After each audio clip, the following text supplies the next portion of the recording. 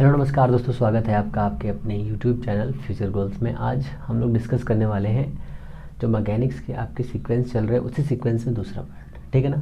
आज हम लोग डिस्कस करेंगे जो आपका डेल ऑपरेटर क्या होता है, साथ में लाइन इंटीग्रल क्या होता है, वेक्टर कैलकुलस से रिलेटेड जो भी क्वेश्चंस आते हैं एग्ज़ाम में वो सब कुछ, ठीक है ना। तो उससे पहले आपको ये पता होना चाहिए कि हमारे पास में जो दो वेक्टर क्वांटिटीज़ होती हैं, जो वेक्टर और स्केलर मल्टीप्लिकेशन होता है, उसका क्या करना है हमें, ठीक है ना। तो अगर हमारे पास एक स्केलर फील्ड है, एक वेक्टर फील्ड है, दो टाइप की फील्ड्स होती हैं। अगर दोनों फील्ड्स की वैल्यू के साथ में अगर हमें कुछ गुणा भाग करना है तो वो कैसे होगा, क्या तरीके हैं, ये सब तरीके आज हम लोग इस वीडियो में जानेंगे। पहली बात तो ये है, तो आपको कुछ नहीं करना है, अपने दिमाग पे ज़्यादा लोड नहीं डालना है, मैं बता रहा हूँ उसे पढ़ते जाना है। तो सबसे पहले आप ये समझ लीजिए कि जो हम प्रोडक्ट देखते हैं, वेक्टर्स के जो प्रोडक्ट्स होते हैं दो टाइप के होते हैं, एक डॉट एक क्रॉस, ठीक है, डॉट एंड क्रॉस होता है। बट जब हम थोड़ा हायर लेवल में आते हैं तो एक और क्रॉस हमारे पास आ जाता है, क्रॉस नहीं मतलब एक गुणनफल एक और आ जाता है, मल्टीप्लिकेशन एक और आ जाता है, वो होता है ग्रेडियंट, ठीक है। एक होता है लाप्लासियन, ठीक है। तो ऐसे करके बहुत सारे होते हैं, उनको हमने समझ के थोड़ा सा समझते हैं। इंटीग्रल क्या होता है, वेक्टर कैलकुलस किसे कहते हैं, वेक्टर कैलकुलस किसे कहते हैं। तो कैलकुलस में, तो कैलकुलस आप लोगों ने पढ़ा होगा, डी वाई डी एक्स होता है, d y upon d z होता है, ऐसे करके तो आपने बहुत बार पढ़ लिया होगा। बट ये समझिए कि इस डिफरेंशियल इक्वेशन या वेक्टर कैलकुलस में जब हम वेक्टर का यूज़ करते हैं, कैलकुलस में वेक्टर का यूज़ करना, वेक्टर का डिफरेंशिएशन करना, ऐसे समझ लीजिए, इसे हम कहते हैं वेक्टर कैलकुलस। तो वेक्टर कैलकुलस में हमें पढ़ना है line integral, surface integral and volume integral, Gauss and Stokes theorems पढ़ने हैं हमें, ठीक है, डॉट एंड क्रॉस प्रोडक्ट पढ़ना है हमको। तो मैंने जो पहला लेक्चर आपको दिया था उस लेक्चर में आपको डॉट और क्रॉस दोनों मिल गए होंगे, बट अब जो हमें पढ़ना है वो बहुत इंपॉर्टेंट है। तो लाइन इंटीग्रल से स्टार्ट करेंगे, फिर सरफेस पे जाएंगे, फिर वॉल्यूम पे जाएंगे, उसके बाद में डेल ऑपरेटर के पास पहुंचेंगे, डेल ऑपरेटर के बाद में ग्रेडियंट देखेंगे, डाइवर्जेंस देखेंगे, कर्ल देखेंगे, लाप्लास देखेंगे। ये सारी इक्वेशंस वन बाय वन करके हम लोग सीखेंगे और सब बढ़िया है। ये चलिए चलते देखते हैं, छोड़ो। तो हमारे पास हमें करना है लाइन इंटीग्रल। तो लाइन इंटीग्रल करने से पहले, लाइन इंटीग्रल करने से पहले कुछ बेसिक से फॉर्मूले होते हैं जो आपने 12th में पढ़े होंगे या अपने ग्रेजुएट लेवल में पढ़े होंगे, ग्रेजुएशन में पढ़े होंगे, तो उनका आपको याद रखना है, याद करना है। तो सपोज करिए कि आपके पास एक लाइन है, ठीक है, ये मैंने कर्व बनाया है, छोटा सा कर्व। ये कर्व ऐसा हो सकता है, ऐसा हो सकता है, ऐसा हो सकता है, ऐसा हो सकता है, किसी भी टाइप का हो सकता है, ठीक है। कर्व किसी भी टाइप का हो सकता है। अगर मैं आपसे ये कहूँ कि इस कर्व का मुझे इंटीग्रल करना है तो क्या आप कर सकते हैं? कहेंगे सर बिल्कुल कर सकते हैं, बट आप उसी कर्व का इंटीग्रल कर सकते हैं जिसकी लिमिट पता हो आपको, बट इसकी लिमिट तो मेरे पास है नहीं। ये टेढ़ा मेढ़ा दिया है तो हमें हर जगह पर कॉस निकालना पड़ेगा, हर जगह पर इसका टेंजेंशियल बना के हमें इसके एंगल्स फाइंड करने पड़ेंगे, ठीक है। तो सबसे पहले आप ये समझिए कि आपके पास में दो क्वांटिटीज़ हैं। माना कि फाई जो है हमारा, फाई, ठीक है, ये स्केलर क्वांटिटी है, स्केलर क्वांटिटी है, या वेक्टर फील्ड है, ऐसे कह सकते हैं। और ए एक वेक्टर फील्ड है, वेक्टर फील्ड लिखिए ठीक रहेगा, वेक्टर फील्ड है, फील्ड, हाँ फील्ड लिखिए ठीक रहेगा, फील्ड लिखिए, फील्ड जो है बेटर रहेगा, फील्ड है, फील्ड, फील्ड है, ओके। ये एक कर्व है पी क्यू, ये भी कर्व है पी क्यू, ये भी कर्व है पी एंड क्यू, ये भी कर्व है पी क्यू, सारे कर्व है P q p q p Q, ठीक है। अब हमने कहा कि इसके पास में एक वेक्टर है ए, एक वेक्टर है जिसकी डायरेक्शन हमने कैसी भी मान लो इस डायरेक्शन में है, यहाँ पर एक पॉइंट है, इस पॉइंट का वेक्टर ए इस डायरेक्शन में है। तो इसके अगर दो टेंजेंशियल या दो कॉम्पोनेंट बनाए तो एक इधर जाएगा, एक इधर जाएगा, ये हो जाएगा ए साइन थीटा, अगर ये एंगल थीटा है, और ये हो जाएगा ए कॉस थीटा, ठीक है। ये पूरी यहाँ से यहाँ तक लेके लेंथ जो है डी आर है। डी आर क्या होता है सर? तो छोटे छोटे पार्ट्स होते हैं, चुन्नू चुन्नू से पार्ट, ये चुन्नू चुन्नू से पार्ट मिलकर के डी आर बनाते हैं। कहेंगे सर वेरी गुड, अब डी आर तो बना दिया, डी आर होता क्या है? तो डी आर होता है पोजीशन वेक्टर। तो पोजीशन वेक्टर तो हमारे कॉन्सेप्ट में है ही नहीं। तो कहेंगे सर हमको पढ़ना नहीं है, बिल्कुल पढ़ना है, तभी तो मैं लेके आया हूँ कि लाइन इंटीग्रल पढ़ेंगे उसमें पोजीशन वेक्टर आ जाएगा। तो पोजीशन वेक्टर कुछ ऐसे समझिए, आपके पास में ये बहुत ही पुराना डायग्राम है, एक्स हो गया, ये वाई हो गया, ये जेड हो गया। एक्स की डायरेक्शन में जो यूनिट वेक्टर होता है वो कितना होता है? तो वो होता है सर आई, कहेंगे नहीं आई कैप होता है। जे की डायरेक्शन में क्या होता है सर? जे, नहीं जे कैप होता है। जेड की डायरेक्शन में के, नहीं के कैप होता है। तो ये सारे हो गए आपके यूनिट वेक्टर के सिंबल्स। तो डी आर कितना हो जाएगा? तो डी आर वेक्टर हो जाएगा आपका डी एक्स आई कैप प्लस का डी वाई जे कैप प्लस का डी जेड के कैप। ठीक है, ये क्या है? छोटा सा पार्ट है। तो ओनली आर क्या होगा? आर पोजीशन वेक्टर क्या होगा? आर पोजीशन वेक्टर हो जाएगा एक्स आई प्लस का वाई जे प्लस का जेड के। यहाँ लगाएंगे कैप, यहाँ लगाएंगे कैप, यहाँ लगाएंगे कैप। ठीक है, अब दूसरी बात समझिए, जो डी आर हमने लिया है यहाँ पर, जो ये एक्स वेक्टर डिस्प्लेसमेंट, ये भी डिस्प्लेसमेंट, ये भी डिस्प्लेसमेंट है, ये भी डिस्प्लेसमेंट है। कोई दिक्कत? कहेंगे सर कोई दिक्कत नहीं है। अब समझिए ये हमारा पोजीशन वेक्टर है। पोजीशन वेक्टर किसे कहते हैं? तो पोजीशन वेक्टर उसे कहते हैं जिसमें हम किसी भी पार्टिकल की लोकेशन को ट्रेस करते हैं। किसी भी पार्टिकल की लोकेशन को ट्रेस करने वाला जो पॉइंट होता है उसे हम कहते हैं पोजीशन वेक्टर या पोजीशन फाइंड करने वाला। ठीक है, ये होता है एक्स आई वाई जेड प्लस जेड के। ठीक है, ऐसे ही बेसिक क्वेश्चन आपसे पूछे जा सकते हैं, बट ये क्वेश्चन बहुत ही ईजी, इसलिए ये क्वेश्चन आपसे नहीं पूछा जाएगा। ये थ्योरी भी पूछी आपसे नहीं जाएगी, तो आपको ज़्यादा टेंशन नहीं लेनी। जो पूछा जाएगा मैं बताता रहूँगा आपको। ठीक है, ये तो बेसिक चीज़ होगी। आगे चलिए, इसमें और आगे क्या है? तो इसमें आगे देखिए क्या है भाई, ये हो गया ना इतना। अब जब हमारे पास में पोजीशन हमको पता चल गई, डी आर की वैल्यू हमको मालूम चल गई है, और दूसरा क्या है? मेरे हाथ में बहुत दर्द हो रहा है। पोजीशन वेक्टर हो गया क्लियर। ठीक है, अब जब हम लाइन इंटीग्रल करेंगे किसी भी फॉर्मेट में लाइन इंटीग्रल, मान लो ये हमारा एक कर्व है पी एंड क्यू, हमने इसका छोटे छोटे भागों में माना ये डी आर है, और डी आर की वैल्यू तो आपको पता है, डी आर कितना है? D x i d y j plus का डी जेड के। ये आपको मैंने बता दिया है पहले से ही।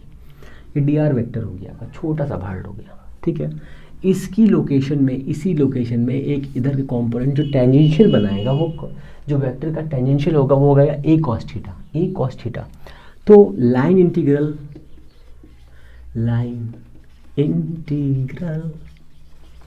Of a vector field, vector field कितना हो जाएगा? तो line integral of vector field P Q, कौन सा वेक्टर है? ए वेक्टर है। ठीक है, डॉट डी आर। ठीक है, ये हमारा वेक्टर फील्ड के लिए। अगर माना कि जो ये लाइन इंटीग्रल करना है, कोई फंक्शन था जिसकी स्केलर फील्ड थी, जिसके पास में स्केलर फील्ड थी, तो उसके लिए इंटीग्रल क्या हो जाएगा? पी क्यू, यहाँ आएगा क्यू या फाई, यहाँ आ जाएगा डी आर। पर इससे जो मिलेगा वो हमारा क्या होगा? जो रिजल्ट इससे मिलेगा वो हमारा स्केलर होगा, नहीं सॉरी वेक्टर होगा। गड़बड़ हो रहा है भाई साहब। यहाँ से जो हमको रिजल्ट मिलेगा वो होगा कैसा? वो होगा वेक्टर फॉर्म, वेक्टर फील्ड मिलेगी हमें, और यहाँ से भी हमें वेक्टर फील्ड मिलेगी। ठीक है, यहाँ से जो रिजल्ट आएगा वो रिजल्ट हमें वेक्टर फील्ड के फॉर्म में मिलेगा। जो हमारा ये लाइन इंटीग्रल हुआ है, ये लाइन इंटीग्रल जो दिया है पी क्यू लाइन इंटीग्रल, और ये ए हो जाएगा A mod cos theta d r. कहेंगे सर ये आपने ए मॉड क्यों कर दिया? तो मेरे लाल, हमने कहा यहाँ पर कोई पॉइंट था, इस पॉइंट का वेक्टर इस डायरेक्शन में था, तो इसका एक कॉम्पोनेंट इधर जाएगा, एक इधर जाएगा, तो ये टेंजेंशियल फॉर्म पे ही वर्क करेगा। डॉट प्रोडक्ट है ना, इसलिए डॉट प्रोडक्ट है इसलिए। तो ये हमारा इतना हो गया। कहेंगे सर अगर कोई वेक्टर फील्ड है क्या उसका हम क्रॉस नहीं निकाल सकते? बिल्कुल निकाल सकते हैं, ऐसी कौन सी बड़ी बात है। तो ये हो जाएगा a vector cross D R. इससे जो रिजल्ट हमें मिलेगा वो रिजल्ट क्या आएगा? वो भी वेक्टर क्वांटिटी में आएगा, वेक्टर क्वांटिटी में आएगा। ये हमारा छोटा सा लाइन इंटीग्रल है, छोटा सा हमारा लाइन इंटीग्रल की कॉन्सेप्ट है, इसको आपको याद रखना है। आपसे कैसे क्वेश्चन पूछ सकता है? अगर ये प्री का एग्जाम होता तो आपसे ये पूछता कि ए क्रॉस डी आर का जो रिजल्ट होगा वेक्टर होगा, स्केलर होगा, क्या होगा?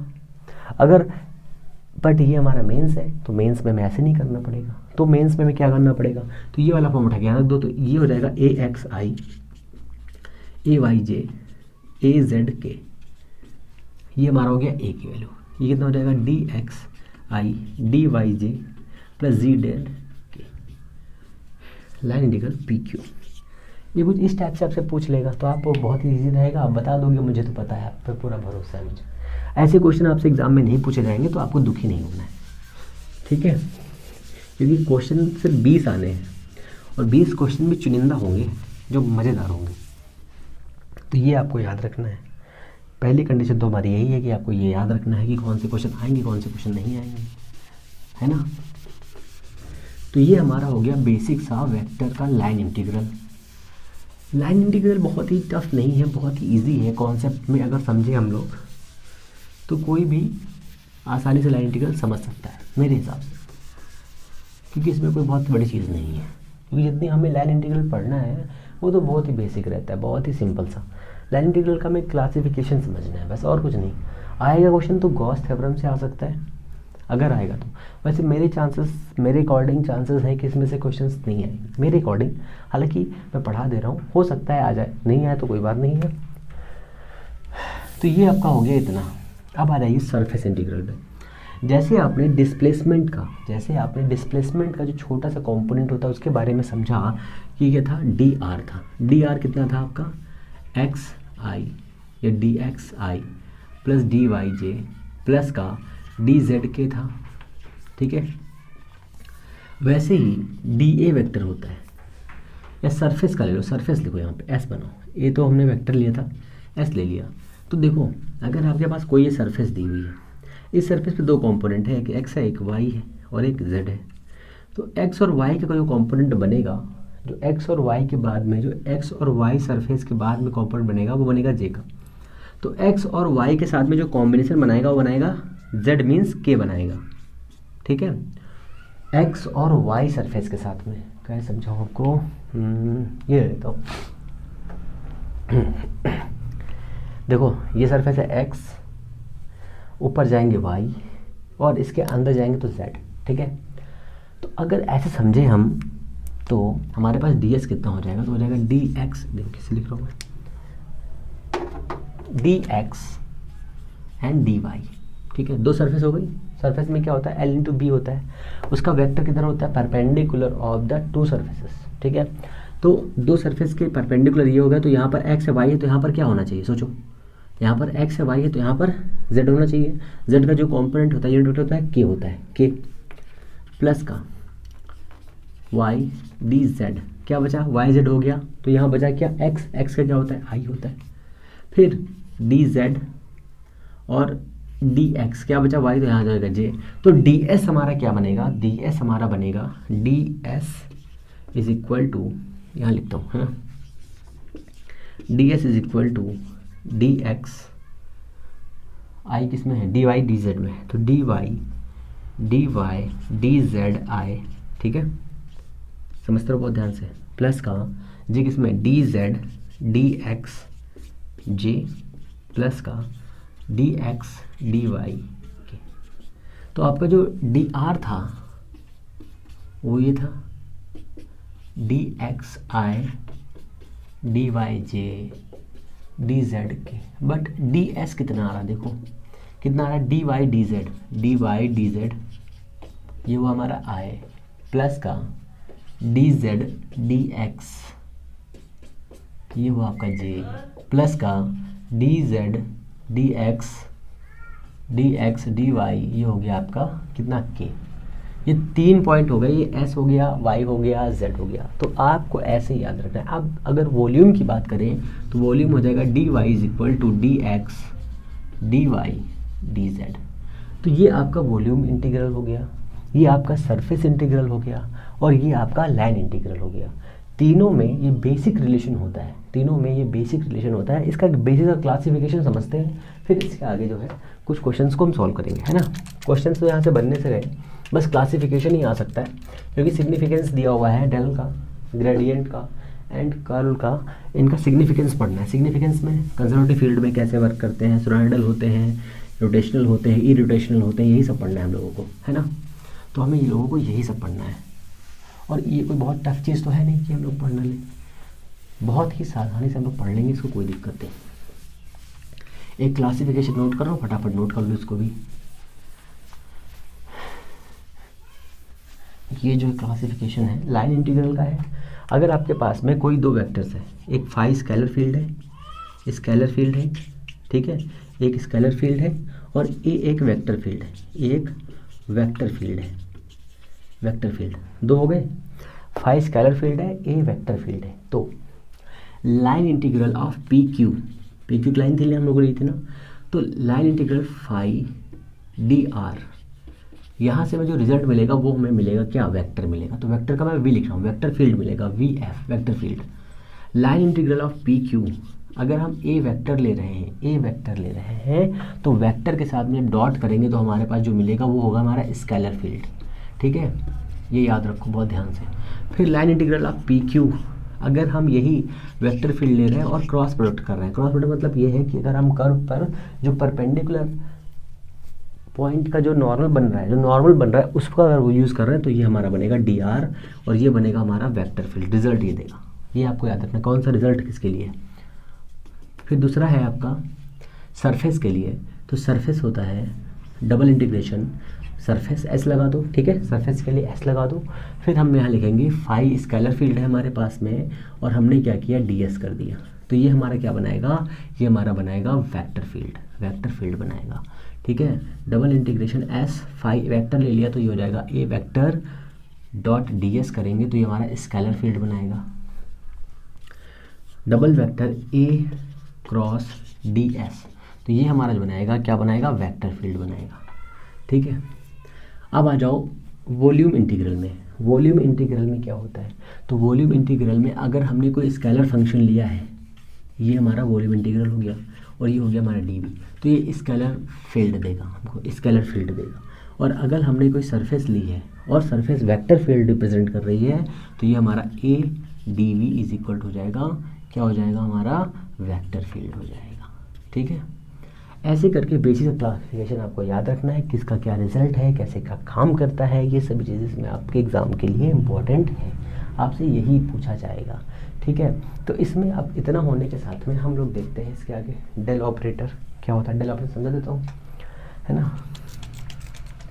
डेल ऑपरेटर समझने के बाद दूसरा जो आपका है, थोड़ा सा डेल ऑपरेटर के बारे में बताता हूँ, है ना, फिर आगे तो हम लोग अगली क्लास में देखेंगे।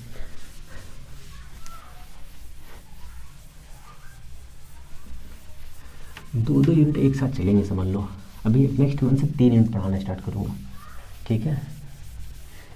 3 यूनिट बहुत हो जाएंगी मेरे हिसाब से, तो दिन भर पढ़ना ही रहेगा बस, और कुछ नहीं करना है फिर। तो ये हमारा हो गया वेक्टर फील्ड। अब डेल ऑपरेटर क्या होता है, डेल ऑपरेटर जैसा कि इसका नाम है डेल ऑपरेटर, डेल ऑपरेटर, ठीक है। तो इसका सिंबल ये होता है, डेल ऑपरेटर का मतलब ये होता है कि एक्स वाई जेड, अगर मैं थोड़ा सा सिंपल लैंग्वेज में एक्सप्लेन करना चाहूँ तो ये कह सकते हैं कि एक्स वाई जेड डायरेक्शन में डिफ्रेंशिएट करना, ठीक है। डेल ऑपरेटर का मतलब ये होता है। तो del operator is equal to i del upon del x plus का j del upon del y plus का k del upon del z. ये कैप लगा दो यहाँ पे, टोपी पहना दो सबको। ये आपका डेल ऑपरेटर है। इस डेल ऑपरेटर का यूज़ क्या है कि ये किसी भी वेक्टर क्वांटिटी पर लग करके उसकी क्वांटिटी की डायरेक्शन बदल सकता है, ठीक है। डायरेक्शन नहीं तो कह सकते हैं कि उसकी क्वांटिटी बदल सकता है। अगर वो स्केलर है तो उसे वेक्टर में कन्वर्ट कर सकता है, वेक्टर है तो उसे स्केलर में कन्वर्ट कर सकता है, और स्केलर है तो स्केलर में तो रहेगा ही रहेगा, है ना, कन्वर्ट भी कर सकता है, स्केलर का स्केलर में कन्वर्ट कर सकता है। तो 2-3 फॉर्मूले हैं कि ये हमारे पास क्या था, ये ए था वेक्टर, और ये क्या था फाई स्केलर। तो ए क्या है हमारे पास है, A is vector field, phi is scalar field, ठीक है ना। तो यहाँ से अगर वेक्टर फील्ड है तो A is A x i, A y is A y j plus का ए जेड के, ठीक है। और अगर ये फाई दिया है तो फाई इज इक्वल टू जाएगा एक्स वाई जेड एट 1 1 2 ऐसे करके पॉइंट हो सकते हैं, यानी कोई नंबर हो सकता है, कुछ भी हो सकता है, ठीक है। हमने एक्स वाई जेड ले लिया। अगर कुछ ऐसा है तो ये स्केलर है, ये वेक्टर है, हमने यहाँ पे रखा, तो डेल क्या होता है i del upon del x plus का j del upon del y plus का k del upon del Z, और ये हो गया हमारा डॉट। डॉट लगाया हमने, जैसे डॉट लगाया तो ये हो जाएगा ए x i A y J A Z के, ठीक है। अब डॉट करेंगे तो देखो ये वाला पॉइंट एक पे आएगा तो हो जाएगा डेल अपॉन डेल एक्स, ये हो जाएगा ए एक्स हो जाएगा, प्लस का आई डॉट आई कितना होता है, मैंने कल बताया था आपको, you know the del upon del y, ये हो जाएगा ए वाई, प्लस का डेल अपॉन डेल जेड, ये हो जाएगा ए जेड। तो ये आपका आ गया del dot a is equal this. यही अगर हम फाई में निकालते तो यहाँ पर देखो ये क्या था, देखो ये वेक्टर था ना, ये वेक्टर फील्ड थी कि नहीं थी। अब जो हमारे पास आ रहा है कैसा है, स्केलर फील्ड आ रही है ना, वेक्टर को स्केलर में कन्वर्ट कर दिया किसने, डेल ने, ठीक है। डेल ने, इस डेल के साथ में इसे हम कहते हैं ग्रेडियंट, सॉरी डाइवर्जेंस कहते हैं। देखो क्या लिखे दे रहा हूँ, ग्रेडियंट डाइवर्जेंस, ठीक है। अब जब इसका निकालेंगे तो इसे हम कहेंगे ग्रेडियंट, ठीक है, इसे हम कहेंगे ग्रेडियंट। और इसी के साथ में अगर डेल ऑपरेटर में क्रॉस कर दें ए वेक्टर फील्ड को तो हमारे पास जो आएगा उसे हम कहेंगे कर्ल, उसे हम कहेंगे कर्ल। तो ये सब चीज़ें हम लोग अब डिटेल में जो इसके न्यूमेरिकल्स हैं वो हम लोग सीखेंगे कल, कुछ प्रॉपर्टीज़ भी देखेंगे इसकी बेहतरीन तरीके वाली। तो ये सब आपको पढ़ते रहना है, मज़ा लेते रहना है। मैं कह रही हूँ थोड़ा सा चैप्टर दिया हुआ है, इसे हम कल ख़त्म कर लेंगे आराम से। वैसे तो ये इलेक्ट्रोस्टैटिक का है, फिर भी हम लोग इसे इसमें पढ़ रहे हैं क्योंकि इससे सिग्निफिकेंस एग्जाम में आते हैं, इसलिए हमें इसे क्लियरली पढ़ना पड़ेगा। तो हम लोग मिलते हैं नेक्स्ट वीडियो में, तब तक के लिए नमस्कार।